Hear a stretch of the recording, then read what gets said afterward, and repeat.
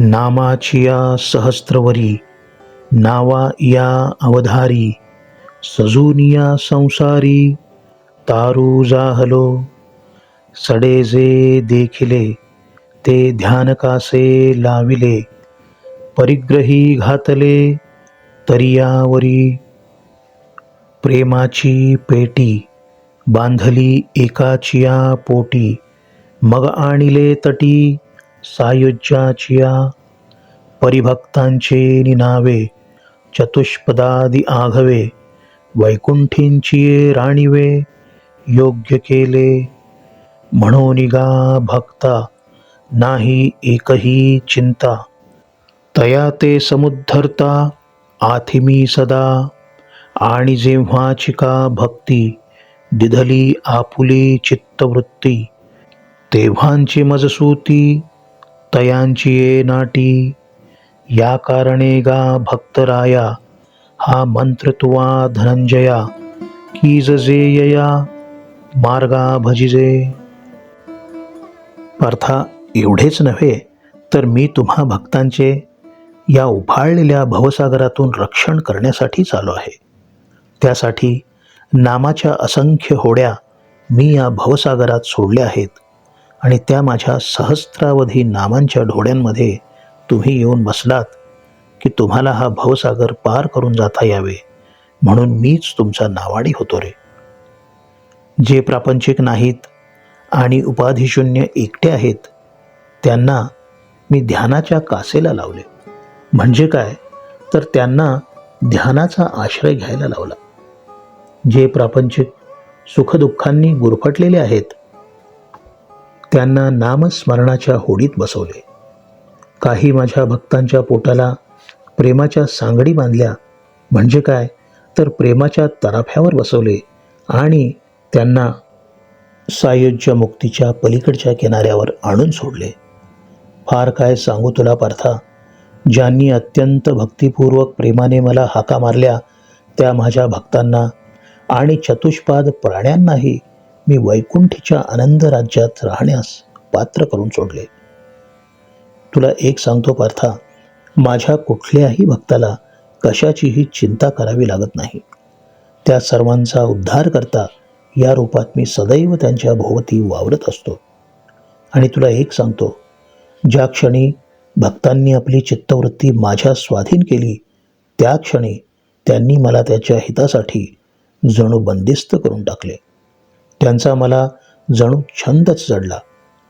या कारणास्तव तू माझे हे भक्ती रहस्य जाणून घ्यावेस. मी सदैव माझ्या भक्तांच्या कल्याणासाठी कार्यरत असतो. हा मंत्र तू हृदयास साठवावास, या मार्गाचा तू स्वीकार करावास. अगा मानस हे एक, माझा स्वरूपी वृत्तिक, करो निघाले निष्टंक, बुद्धिनिश्चयेसी. ये दोन्ही सरिसी, मज माझी प्रेमेसी, रिगाली तरी पावसी, माते तू गा. जे मन बुद्धी इही, घर केले माझ्या ठाई, तरी सांगे मग काही, मी तू ऐसे उरे. म्हणून दीप पालवे, समेची तेज मालवे, कार विबिंबासवे, प्रकाश जाय. उचलले या प्राणा सरिसी, इंद्रियेही निगती जैसी, तैसा मनोबुद्धिपाशी अहंकारुये. म्हणून माझी या स्वरूपी, मनबुद्धी ये निक्षेपी, ये तुले सर्वव्यापी, मीच होसी. यया बोला काही, अनारिसे नाही, आपली आण पाही, वाहतो असे गा.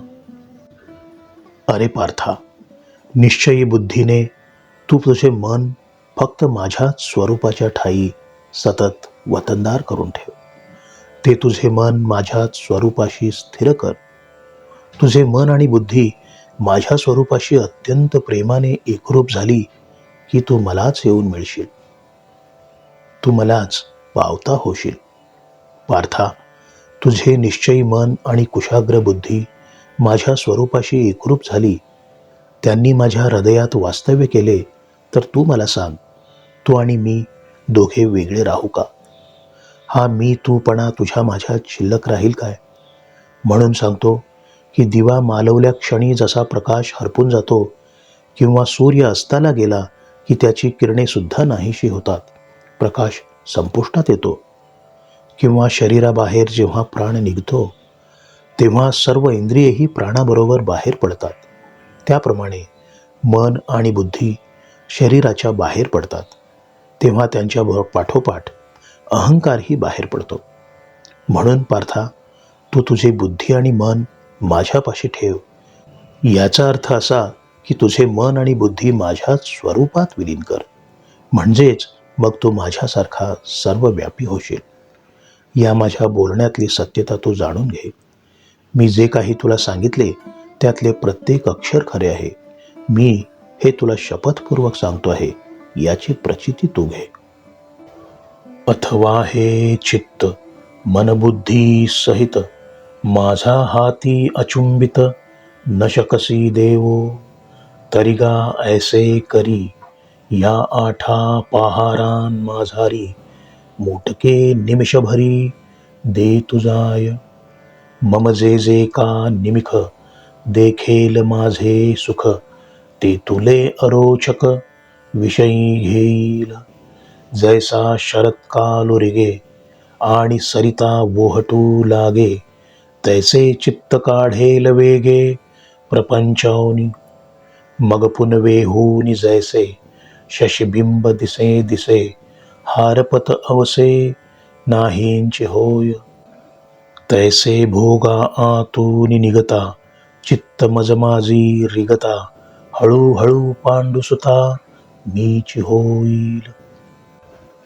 पार्था, म्हणून सांगतो की तुझे मन आणि चित्त माझ्या हाती सोपू शकत नसलास तर तू असे कर की ह्या 8 प्रहरांमधला एक क्षण तरी तू मला अर्पण कर.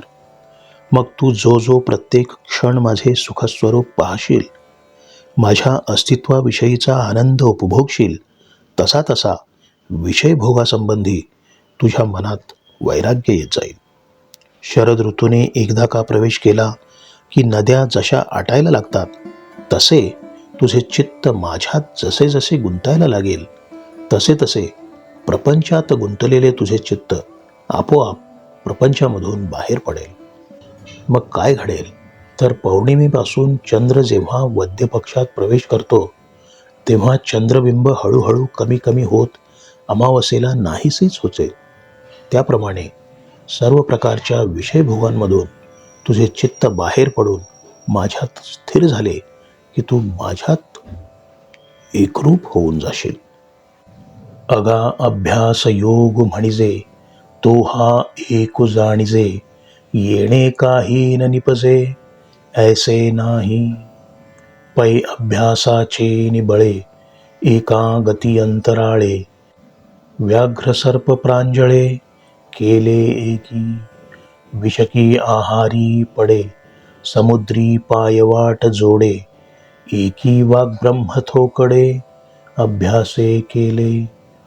म्हणून अभ्यासासी काही सर्वथा दुष्कर नाही, या लागी माझा ठाई अभ्यासे मिळ. ज्याला अभ्यास योग म्हटला जातो तो हाच असे तू समज. या अभ्यास योगाने काही साध्य होत नाही असे नाही. याच अभ्यास योगाने त्याच्या बळावर काहींना अंतराळात गमन करणे शक्य झाले, तर काहींनी वाघ आणि सर्प यांना निरुपद्रवी करून टाकले. किंवा तुला सांगू का पार्था, याच अभ्यास योगाने प्यायलेले विष पचनी पडते. म्हणजे काय तर विषाचे विषपण नाहीसे करता येते. या अभ्यास योगाच्या बळावर समुद्रात पायवाटेने चालावे एवढ्या सहजतेने चालता येते. काहींनी तर या बळावर वेदांचे अध्ययन करून ते कंठगत केले. म्हणून सांगतो पार्था, अभ्यासाला कुठलीही गोष्ट मुळीच दुस्साध्य नाही. म्हणून तो अभ्यासाच्या सहाय्याने माझ्या रूपात प्रवेश कर, माझा होऊन जा. का अभ्यासाही लागी कसुनाही तुझिया आंगी, तरी आहासी जया भागी तैसाची असे. इंद्रियेन कोंडी भोगातेन तोडी, अभिमानून संडी स्वजातीचा कुळधर्म चाळी विधिनिषेध पाळी मग सुखे तुझ सरळी दिधली आहे परिमने वाचा देहे जैसा जो व्यापार होये तो मी करीतो आहे ऐसे न म्हणे करणे कान करणे हे आघवे तोची जाणे विश्व चळतसे जेणे परमात्मेनी उणया पुरेयाचे काही उरो नेदी आपुला ठाई सजातची करून घेई जीवित हे. किंवा अभ्यास करण्याचे सामर्थ्य तुझ्यापाशी नसेल तर तू ज्या स्थितीत आहेस त्याच अवस्थेत राहा.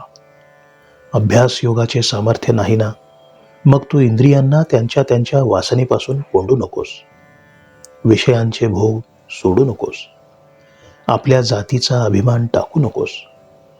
तुझा कुळधर्म निष्ठापूर्वक चालव.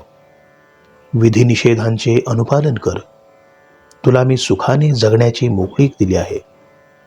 परंतु एक लक्षात ठेव की मन, वाणी आणि देह यांच्याकडून नित्य घडणारी जी कर्मे आहेत ती कर्मे करणारा मी आहे असे मात्र चुकून सुद्धा म्हणू नकोस. या विश्वाचे लालन पालन ज्याच्याकडून घडते तो परमात्मा, त्यालाच फक्त कळते की हे कृत्य बरोबर आहे की नाही. त्याचा अर्थ असा की मी परमात्मा, मला हे ठाऊक आहे की तुझ्याकडून कुठली कर्मे करून घ्यायची आणि ती मी तुझ्या हातून घडवतो हे तू लक्षात ठेव. करणारा तू नाहीस रे बाबा, म्हणून कर्म पूर्ण झाले की अपूर्ण राहिले हा विचार तू करू नकोस. तू स्वतःशी प्रामाणिक राहा. तृप्ती किंवा खंत न बाळगता तू तुझे विहित कर्म कर.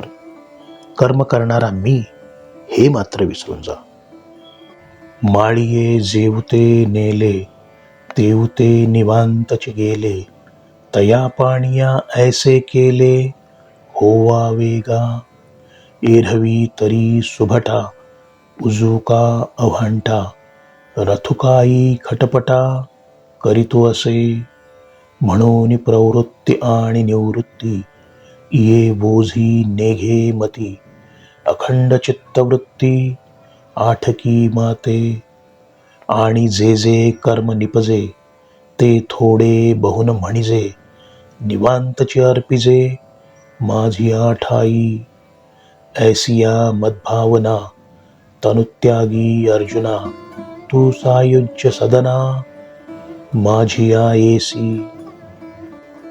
माळ्याला ठाऊक असते की झाडांना आणि वेलींना पाणी किती द्यायचे. त्याप्रमाणे तो पाण्याचा प्रवाह झाडांच्या आणि वेलींच्या मुळापर्यंत नेऊन सोडतो. माळी जसे पाणी नेईल तसे ते मुकाट जाते. त्याप्रमाणे तू तुझी कर्मे मुकाट कर. मला ठाऊक आहे की तुझ्याकडून कुठली कर्मे कशी करून घ्यायची. अरे पार्था, एरवी सर्वसाधारणपणे विचार केला तर तुझ्या एक गोष्ट लक्षात येईल की हा रस्ता सरळ आहे की ही खडकाळ आडवाट आहे. याची चिंता ज्या रथात तू बसला आहेस तो रथ कधीतरी करतो का? तेव्हा कर्म प्रवृत्ती किंवा कर्म निवृत्ती हे दोन्ही भार तू तुझ्या बुद्धीने उचलू नकोस. केवळ तू तुझ्या या हरिभक्तीत अखंड रममाण झालेल्या चित्तामध्ये माझेच स्मरण ठेव. फक्त माझ्याच नामात गर्क राहा आणि जे जे कर्म तुझ्या हातून घडेल ते हे अधिक आहे किंवा थोडे आहे असे न म्हणता मला अर्पण कर. माझ्याविषयी अशी श्रद्धा आणि निष्ठा ठेवून सर्व भावना मला समर्पित केल्यावर तू निश्चितपणे सायुज्य मुक्ती प्राप्त करशील. माझ्या सिद्ध भवनाला सहजपणे येशील.